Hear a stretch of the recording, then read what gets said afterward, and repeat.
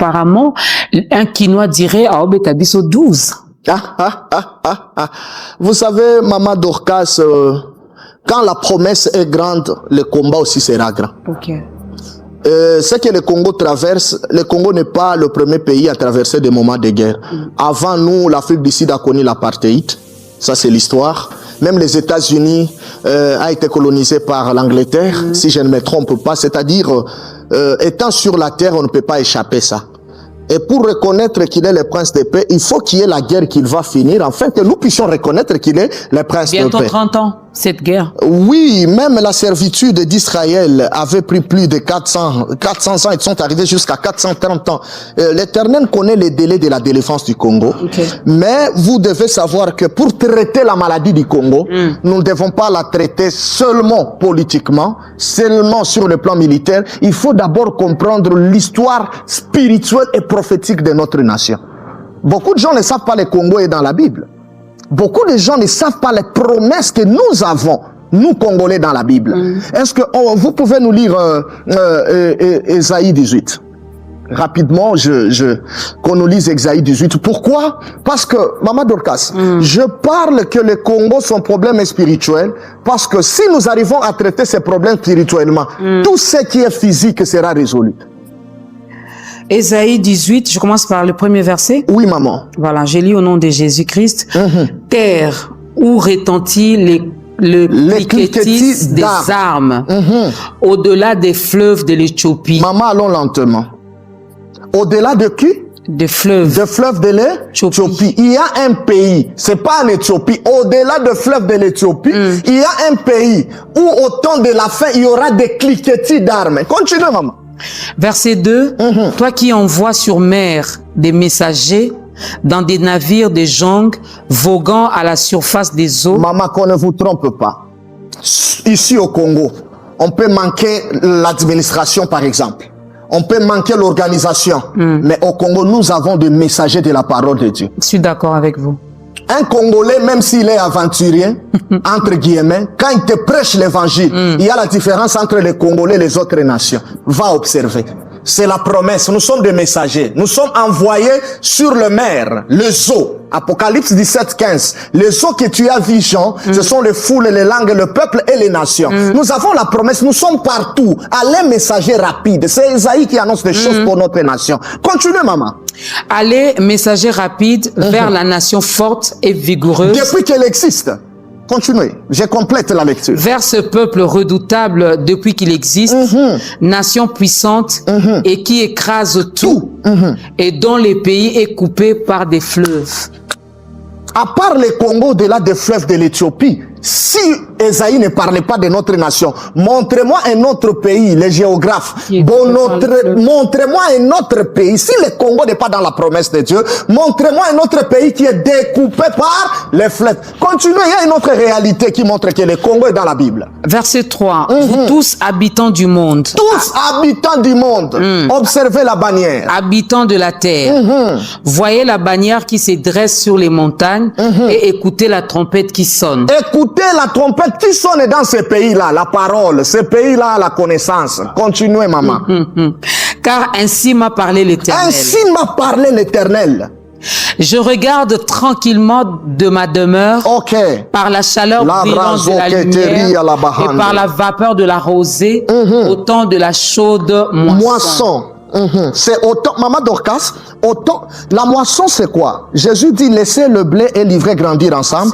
Au temps de la moisson, je viendrai séparer. C'est-à-dire au temps de la chaude moisson, c'est un temps où les choses ont déjà mûri. Donc c'est avant l'enlèvement de l'église. Nous attendons la chose de moisson. Voilà la promesse qui se cache avant l'enlèvement de l'église par rapport au Congo. Continuez, maman. Verset 5. Mais avant la moisson, quand la pousse est achevée, quand la chaleur devient un raisin qui mûrit, j'ai dit ça. Il coupe les sarments avec des serpes, il enlève, il tranche les cèpes. Continuez. Ils seront tous abandonnés aux oiseaux de montagne. Nous sommes abandonnés aux oiseaux des montagnes, les cadavres des Congolais à Goma. Nous sommes abandonnés, nous n'avons pas d'appui, nous n'avons pas de soutien. Nos corps sont abandonnés aux oiseaux. Esaïe avait déjà vu ça. Nous sommes abandonnés. Qu'on ne vous trompe pas, ces nations qui nous promettent, ils sont en train de nous distraire. Nous sommes abandonnés aux oiseaux. Et vous continuez, ce sont quel genre des oiseaux? Aux oiseaux de proie des montagnes et aux bêtes de la terre. Et aux bêtes de la terre. Les oiseaux de proie passeront l'hiver sur les cadavres et les bêtes de la terre y passeront l'hiver. C'est très fort. Vous voyez, lorsqu'on est en train de parler des temps de la saison, de l'été et de l'hiver, ce sont des choses des Occidentaux. Quand on parle des oiseaux qui viendront, ce sont des ONG. Ils viendront passer l'hiver et l'été sur les cadavres des Congolais. Ils sont en train d'ouvrir des organisations sur les sangs des Congolais qui coulent. C'est la promesse d'Ésaïe. Continuez, maman. Le dernier verset. En ces temps-là, des offrandes seront apportées à l'Éternel des armées par le peuple fort et vigoureux. La force du Congolais, c'est l'offrande. Afinga pasteur mais azo pesa kaka. Akritika kaka mais azo fongola sak ba miibi mais azo pesa kaka. C'est notre force. Les Congolais donnent l'offrande. Il faut voyager pour aller voir ailleurs. Ailleurs, on ne donne pas. C'est pourquoi dans d'autres pays, on ferme même des églises. Oh, ce sont des organisations qui gagnent beaucoup d'argent parce que dans leur cœur, ils ont la cupidité. Ils ne sont pas comme ces peuples forts qui savent donner des offrandes. C'est la promesse, maman. C'est la promesse. Prochainement, lorsque vous allez m'inviter, je vais parler du Congo. Il y a beaucoup de choses sur le Congo, mais aujourd'hui nous parlons de la Pâque et des portes de l'Égypte. Si j'entre en profondeur, cette émission ne finira pas. Prophète, Dieu merci. Maman. Êtes-vous une porte pour nous? Dans quel sens, maman? Dans tous les sens. Ça dépend de la révélation de tout un chacun. Jonathan était la porte pour David, mais il n'était pas la porte pour les frères de David. On est une porte par rapport à par rapport. Êtes-vous une porte par rapport à l'église, corps du Christ? Nous ne serons pas deux portes, la porte c'est Jésus. Mais il passe par vous. Oui, Qui est aussi une porte? Oui. Oh, merci. Je peux appeler quelqu'un? Je ne sais pas si vous me... Est-ce qu'il peut entrer? J'appelle le paralytique qui a fait 38 ans à la piscine de Bethesda. La Bible dit que pour accéder à la piscine de Bethesda, il y avait 5 petites portiques. Ce sont des portes, tu peux passer par là.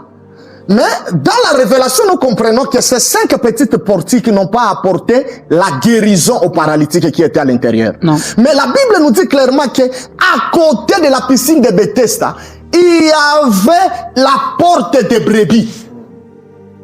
Or, c'est Christ qui est la porte des brebis. En d'autres termes, la porte est supérieure au portique.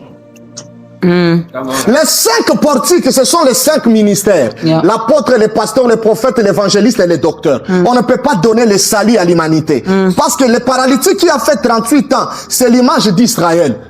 Parce que Israël a tourné 38 fois autour de Kadesh Barnea, mais ils n'ont pas reçu le salut. Il a fallu que la 6e porte, la porte du brebis, puisse venir afin que le paralytique soit guéri. Je suis une portique, mais la porte c'est Jésus. Merci de le reconnaître et j'aime bien cette humilité. Si peut-être j'avais posé ça à quelqu'un d'autre, j'allais aussi avoir une autre réponse. Maman Dodo. Loin de moi l'idée de polémiquer. Ah, les portes de l'Égypte. Yeah. Qu'est-ce que nous pouvons retenir, prophète?